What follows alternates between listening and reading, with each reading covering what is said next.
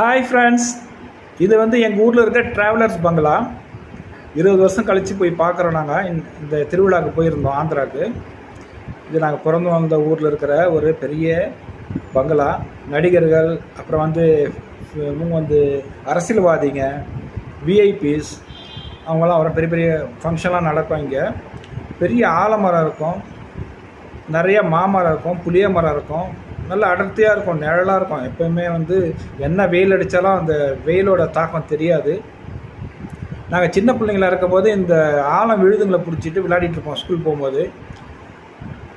மற்றது இந்த ஆடு மாடு மேய்க்கிறவங்க கூட இந்த மரத்து நிழலில் நிற்க வச்சுருப்பாங்க.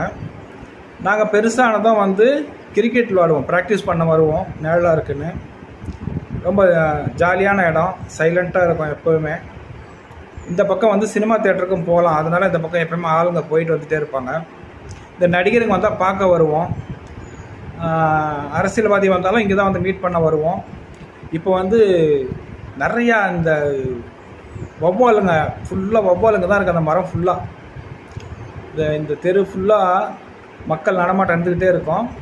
இந்த பாருங்கள், மரத்தில் வௌவாலுங்க தலை கீழே தொங்கிக்கிட்டு இருக்குது, நிறைய வௌவால் இருக்குது. ஃப்ரெண்டோடு நின்று பார்த்துட்டு கொஞ்சம் நேரம் வீடியோ எடுத்துகிட்டு கிளம்பிட்டோம். பாய்.